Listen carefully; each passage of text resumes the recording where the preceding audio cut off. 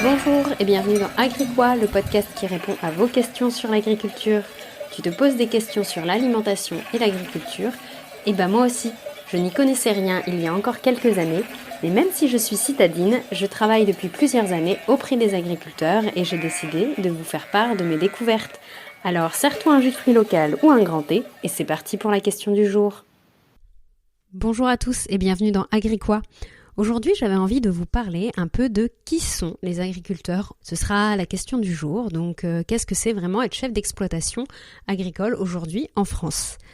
Si j'avais envie de vous faire ce sujet, c'est parce que moi, quand j'ai commencé à travailler dans le monde agricole, je me suis rendu compte que j'avais en fait beaucoup d'a priori sur qui sont les agriculteurs aujourd'hui. Par exemple, je me le voyais un peu avec une combi kaki, des grandes bottes, la soixantaine bien tassée, un fort accent local, un peu l'image que l'on me renvoyait dans les émissions comme L'amour est dans le pré ou les émissions télé sur le sujet agricole. Et en fait, quand je me suis retrouvée sur le terrain la première fois, donc la première personne que l'on rencontre sur le terrain, c'est bien sûr un agriculteur. Et en fait, je me suis rendu compte en arrivant sur le terrain que j'avais vraiment tout faux. Il y a vraiment des profils hyper diversifiés dans le monde agricole, un niveau technique ultra élevé et beaucoup de choses que je ne connaissais tout simplement pas et auxquelles je ne m'attendais pas. Alors, pour commencer un peu dans le vif du sujet, le premier point qui m'a surprise, qui est pour le coup là un cliché assez vrai, c'est que les agriculteurs sont vieux, enfin vieillissants tout du moins. Par exemple, aujourd'hui en France, 55% des agriculteurs a plus de 50 ans. Et c'est un problème parce que cela signifie que d'ici 2025, un tiers d'entre eux, donc un agriculteur sur 3, va partir à la retraite. Et sachant que la profession agricole est déjà en chute, c'est-à-dire que les agriculteurs ne représentent aujourd'hui que 1,5% de la population, on va avoir un petit problème pour nourrir les 98,5 autres. Donc, du coup, il y a vraiment un travail fait sur la relève du monde agricole. Alors, sur le terrain, ce que je constate, c'est qu'il y a quand même quelques jeunes qui sont motivés et présents. C'est pas forcément des fils ou des petits-fils d'agriculteurs, ce qui était un peu plus le cas avant. Ça peut notamment être des urbains qui ont envie d'une reconversion à la terre et qui découvrent un peu le métier. Donc, voilà, c'est un peu le premier point qui m'a marqué. Le deuxième point dont je voulais vous parler, c'est que les agriculteurs sont en fait très diplômés.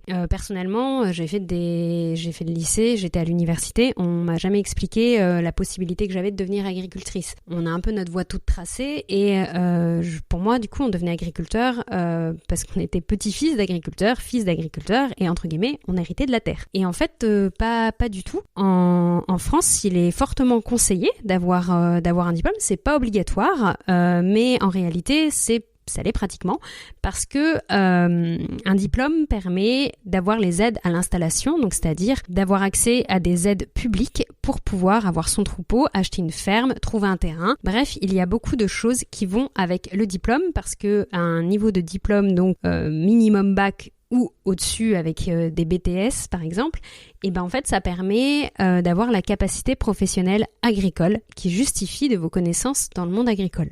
Et donc pour vous donner une idée, en 1982, 82% des agriculteurs sont sans diplôme, contre 14% aujourd'hui. Donc on voit bien qu'il y a vraiment un changement sur le diplôme et de ce que j'en lisais et de ce que je vois également, c'est aussi parce que le niveau technique a beaucoup évolué et les questionnements autour de l'agriculture, la gestion d'une exploitation a aussi beaucoup évolué en quelques années. Donc le diplôme est fortement conseillé. D'ailleurs, en plus du diplôme, on va dire classique, donc soit niveau bac, soit au-dessus, il y a aussi des certifications spécifiques, des spécialisations. Par exemple, en agriculture bio, pour ceux qui veulent se spécialiser dans ce domaine, il peut y avoir aussi des suppléments sur le domaine de la santé pour pouvoir connaître un peu les premiers pas avant d'appeler le vétérinaire. Donc, il y a différentes spécialités dans les lycées agricoles, par exemple. Le troisième point dont je voulais vous parler, c'est aussi que les agriculteurs sont avant tout des entrepreneurs. Alors, je l'avais à peu près compris, quand on est chef d'exploitation, voilà, on gère la ferme, ok. Mais en pratique, c'est beaucoup plus compliqué que ça. Pour vous donner une idée, déjà l'agriculteur, il est son propre technicien, c'est-à-dire que c'est lui qui choisit les semences à planter, qu'il les sème, qu'il les fait pousser, et qui les récolte. Donc il doit connaître extrêmement bien son sol, les différentes variétés, la gestion de la météo, l'utilisation de toutes les machines. Il est d'ailleurs aussi son mécanicien puisqu'il apprend à les réparer également. Il est aussi son gestionnaire RH quand ils ont des salariés, par exemple des saisonniers pour pouvoir ramasser les fruits et légumes dans le maraîchage. Et ils doivent aussi gérer leurs salariés agricoles. Ensuite, ils sont aussi leurs comptables. Vous pensez bien qu'avec une gestion d'exploitation comme ça, il y a bien une gestion de stock, de produits, des coûts importants, des investissements dans le bâtiment, dans le troupeau. Bref, il y a une vraie gestion comptable derrière et administrative. Et enfin, on l'oublie aussi parfois, mais ils sont aussi leur propre commercial, puisqu'ils doivent, s'ils travaillent avec des grands groupes alimentaires comme Carrefour ou des grands noms de supermarchés, ils doivent aussi voir leur contrat de vente qui peut parfois peut-être un investissement sur plusieurs années et pas seulement sur une saison. Ils peuvent également être leur commercial quand ils vont vendre sur le marché ou vendre en circuit court, qu'ils gèrent des magasins de producteurs, bref, qui font tout du début à la fin. Il y a vraiment une gestion économique de l'exploitation auquel je ne pensais pas forcément au départ. Le dernier point qui m'a marqué, c'est que les agriculteurs, en fait, c'est pas que ça n'existe pas, mais c'est qu'on l'utilise très très peu comme terme dans le domaine professionnel, parce qu'en fait, il y a autant d'agriculteurs qu'il y a d'agriculture. Pour vous dire, en fait, un agriculteur, quand il va se présenter, il va pas se dire agriculteur, il va dire qu'il est éleveur de moutons dans les Alpes, il va dire qu'il est céréalier dans le bassin parisien, il est maraîcher dans le sud de la France, bref. Il va d'abord dire dans quoi il travaille et où. Alors pourquoi ? Eh bien parce que le quotidien d'un céréalier dans l'Île-de-France n'a rien à voir avec le quotidien d'un éleveur de moutons dans les Alpes.